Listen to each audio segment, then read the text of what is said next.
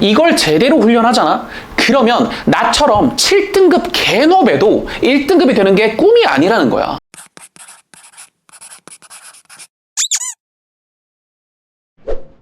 기출 3회독 했는데도 4등급이에요. 개념은 아는데 실전에서는 막혀요. 이런 말 너네도 했지? 나도 했어. 분명히 공부를 했는데 성적은 오르지 않는다. 이유는 단 하나야. 공부 순서가 틀렸고 공부하는 방법이 잘못됐던 거지. 사실 나도 과목 중에 수학이 제일 싫었어. 공부를 해도 계속 제자리인 것 같고 쌓이는 느낌도 들지도 않고. 근데 지금 내가 이 영상에서 말할 방법을 적용해서 1등급을 찍은 거거든. 이번 영상 절대 놓치지 말아야 되겠지.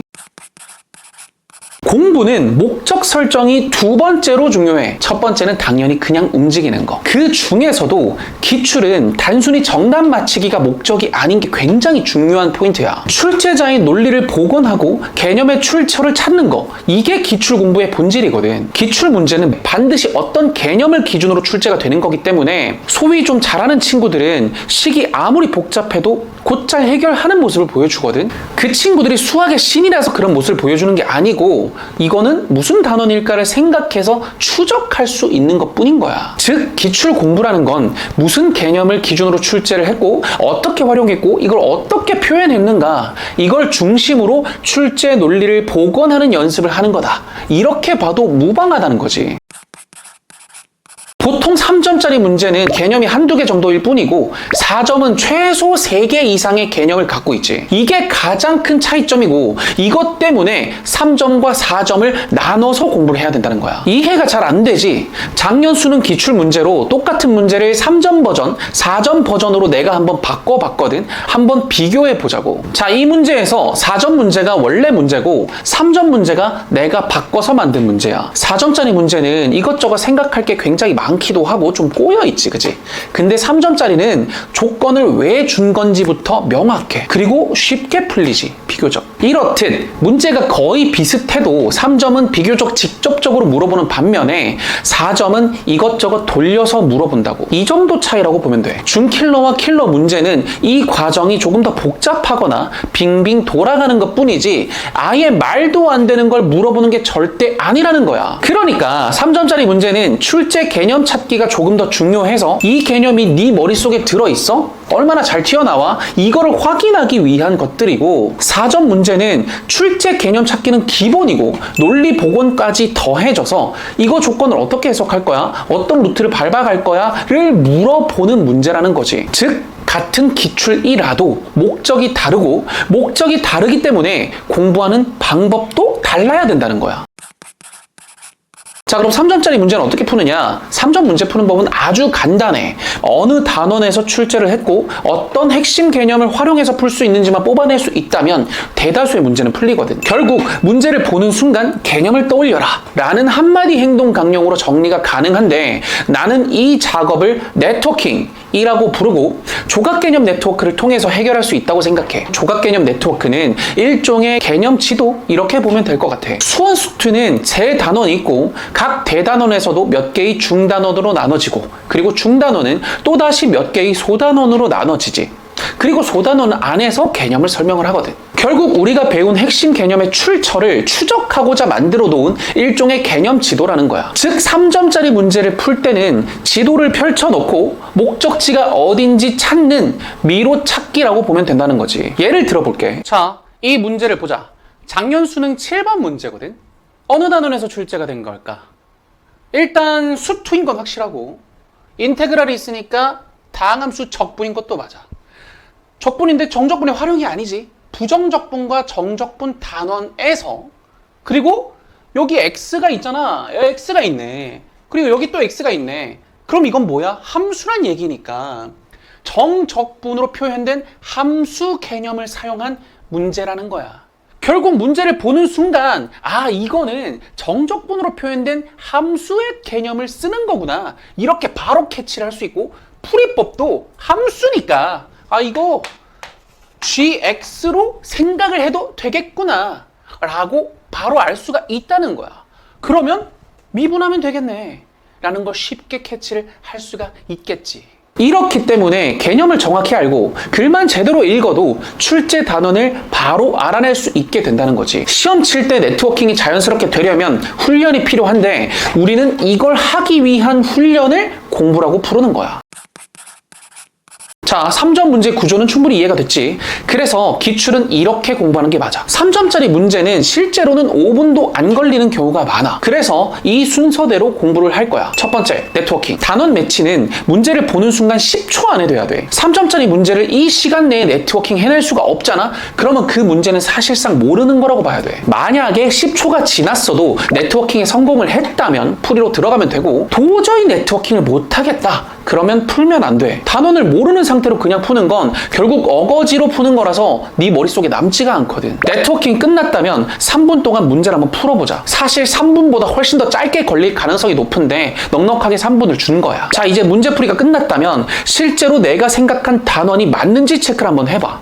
그리고 그 단원이 맞다면 당연히 답은 맞을 거야. 실수를 안 했다면. 근데 그 단원이 틀렸더라도 답이 맞는 경우가 꽤 많을 거거든. 그 경우에는 풀이법이 틀린 게 아니고 다른 방법으로 푸는 경우도 있는 거니까 알아놓고 넘어가는 게 좋아. 만약에 오답이 발생했거나 네트워킹에 실패를 했다면 조각개념 네트워크를 보면서 왜 이 문제가 이 단원에서 출제된 건지 명확하게 인지를 해야 돼. 하루에 각 단원당 10문제씩 풀자. 생각보다 많은 양은 아닐 거거든. 이렇게 충실히 한다면 3점짜리 기출은 2주 만에도 충분히 끝낼 수가 있을 거야. 자, 이렇게 3점짜리 기출을 끝내고 바로 4점짜리 문제로 들어가 보자고. 4점짜리 문제는 아예 손도 못 대는 친구들이 굉장히 많거든. 애초에 해석할 수 있을 거라는 기대조차 안 하는 경우가 꽤나 많지. 이제 그러지 말고 이렇게 한번 해보자. 나는 4점 문제를 푸는 핵심 방법은 해킹이라고 생각을 해.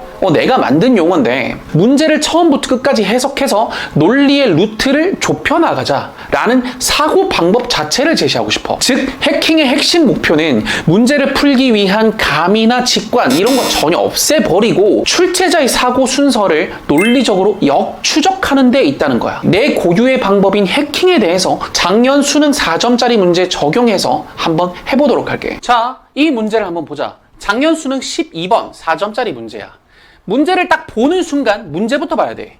문제가 뭘 묻냐면 시그마 K는 1부터 5까지 AK거든.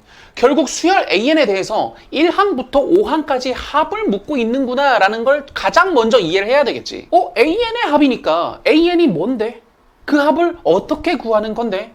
라는 생각은 당연히 들어야 돼. 여기가 1단계야. 그 다음에 네트워킹을 해보자고. 일단 수원인 건 확실하고. 그 다음에 수열이고요. 수열의 합에서 출제가 된 거고 수열의 합 중에서도 시그마의 개념을 사용해서 출제가 된 거겠지. 그 다음은 우리가 알고 있는 정보가 뭔지를 한번 생각을 해보자. 일단 AN을 물었는데 여기서 AN과 BN이 나와 있는 식을 하나를 줬어. 그리고 나서 AN을 유추할 수 있는 게 뭐냐 봤더니 A1이 2인 수열이라 그랬으니까 저거 말고는 정보를 아무것도 모른다는 첫 번째. 그 다음 두 번째, A1이 2인 등차 수열이라고 주어져 있네요. 그럼 조건은요, 크게 봤을 때 요거 하나, 요거 세 개밖에 없단 얘기야. 우린 이 세 조건을 가지고 결국은 이걸 풀어낼 수 있게 된다고. 여기까지가 2단계야. 이제 3단계가 핵심이야. 이 조건들을 어떻게 해석할 거냐 하는 거지. 자, 1번 해석할 수 있는 여지가 있나? 없어. 뭐 어쩌라고. A는 아무것도 모르잖아. B에는 1항이 2인 등차 수열이라고 줬지만 공차를 모르기 때문에 얘도 해석할 여지가 없어. 할 수 있는 게 아무것도 없다고. 근데 3번은 뭐야? 3번은 1항부터 n항까지 합을 표현했고 우변도 n에 대해서 표현이 돼 있으니까 이건 어떻게 보면 관계식이라고. 그럼 이 관계식을 n 대신 n 플러스 1을 집어넣게 되면 정리를 할 수가 있을까 없을까? 있네. 그럼 결국 우리는 시그마 K는 1부터 n 플러스 1까지 BK 플러스 1분의 AK가 2분의 1에 n 플러스 1의 제곱이 성립한다는 걸 알게 되잖아. 그럼 얘랑 뭔 차이인데 이 n 플러스 1 항만 남아요. 뺀다면. 그러니까 bn 플러스 2분의 a n 플러스 1이 2분의 1에 n 플러스 1의 제곱 빼기 2분의 1에 n 제곱이 된다는 게 보이잖아. 그리고 얘는 뭐야? 등차 수열이니까 1차 함수라고. 그럼 우리는 이 AN을 정리해낼 수가 있게 되면서 여기 집어넣어서 풀 수 있는 여지가 생긴다는 거지. 여기까지 생각하는 과정이 3단계야. 이제부터는 풀면 되겠지. 지금까지 했던 과정들이 머릿속에서 떠올리셔야 된다는 얘기야. 여기까지가 해킹에 대한 설명이야. 대부분의 4점짜리 문제들은 1단계에서 4단계 다 거쳐야 풀 수 있어. 이게 없으면 손도 대지 못하는 경우가 꽤나 많지. 결국 너네가 4점짜리 문제를 손도 못 댔다는 얘기는 이 4단계 과정이 공부할 때도 없었고 실전 문제를 풀 때도 없었고 그랬기 때문이라는 거지. 너네가 해킹만 할 수 있다면 문제를 보는 순간 풀이법이 뿅 이렇게 안 떠오르더라도 천천히 풀이법을 하나씩 캐낼 수 있게 될 거야. 이걸 제대로 훈련하잖아? 그러면 나처럼 7등급 개놈에도 1등급이 되는 게 꿈이 아니라는 거야. 그래서 4점 기출 공부법은 결국 이 4단계를 연습하는 거고 실전에서도 꺼낼 수 있을 정도로 체화하는 데에 있어야 돼. 이제 4점짜리 기출 공부법을 알려줄게. 이렇게 연습하면 내가 앞에서 말한 걸 체화할 수 있게 될 거야. 앞으로 4점짜리 문제를 풀 때는 반드시 해킹 4단계를 거치도록 해. 뽀록으로 문제가 풀리는 일이 없어야 된다는 거야. 하루 9문제부터 시작해서 매주 9문제씩 늘릴 수 있는 만큼 늘려보자.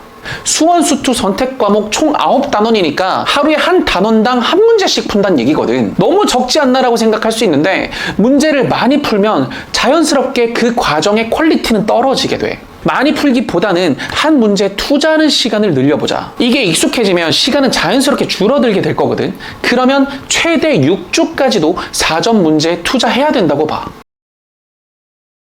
너무 길다고? 절대 아니야. 이 정도는 투자해야 너의 잘못된 논리 회로가 바뀔 거야. 자, 여기까지가 4점 기출 공부법이야. 이대로만 따라해도 충분히 점수가 나오게 될 거야. 정리할게. 기출은 논리 복원과 개념 출처 찾기가 핵심이다. 그리고 기출은 3점 문제와 4점 문제를 나눠서 공부를 해야 된다. 3점짜리 문제는 개념 출처 찾기가 핵심이고 4점짜리 문제는 개념 출처 찾기뿐만 아니라 논리 복원 연습까지 해야 된다. 나는 그걸 해킹이라고 부른다. 자, 엄청나게 자세히 설명해줬지. 근데 내가 이렇게 자세히 설명해줘도 못하겠는 친구들이 있어. 그치? 괜찮아. 그래서 노베 주치의를 자신하는 노베 출신인 내가 1등급이 된 경험을 녹여서 직접 강의를 하고 있잖아. 3점 기출을 3주 만에 완벽하게 분석하는 도3 강의랑 4점 기출과 4점 풀이법, 해킹법을 완벽히 체화하는 도4 강의가 있는데 도3 강의에서는 개념 소환 능력을 훈련하고 도4 강의에서는 해킹 방법을 체화를 할 거야. 이건 그냥 강의가 아니고 7등급이었던 시절의 내 기억 그리고 1등급이 되기 위해 발악했던 내 경험 이것들을 농축시킨 엑기스라고 봐도 돼. 작년에는 내가 이걸 약진, 응급처치 2반 이런 이름으로 강의를 했었는데 이것만 듣고도 점수가 대폭 올랐다 이런 친구들이 엄청 많았거든. 궁금하면 확인해봐도 좋아. 진짜 자신 있거든. 기출 교재도 안 사도 돼. 왜냐? PDF 파일을 별도로 제공할 거니까. 조각개념 네트워크도 당연히 제공할 거고 4점 문제를 풀 때 해킹하는 걸 도와주는 솔루션 노트도 제공을 할 거야. 그리고 안 풀리는 문제는 내가 직접 질의응답을 하면서 이 영상에서 설명한 방식을 최대한 체화할 수 있도록 도와줄게. 개념만 제대로 되어 있으면 너네가 생각해야 될 것들 내가 대신 생각하고 제대로 분석해줄게. 이제 너도 기출 제대로 끝내자 댓글 달고 시작해보자. 의지를 한번 다잡고 가자고. 다음 영상에서는 5등급 풀이법과 1등급 풀이법을 비교해보고 1등급이 될 수 있는 비법을 알려줄게. 너네도 이것만 배우면 1등급이 될 수 있을 테니까 다음 영상 절대 놓치면 안 되겠지. 좋아요 누르고 댓글 적고 구독, 알람 설정 해두면 다음 영상 뜨자마자 캐치할 수 있어. 지금까지 도윤구였고 끝까지 봤으면 넌 이미 절반은 한 거야. 댓글 하나부터 시작되는 거 잊지 마. 다음 영상에서 또 진료해볼게. See you!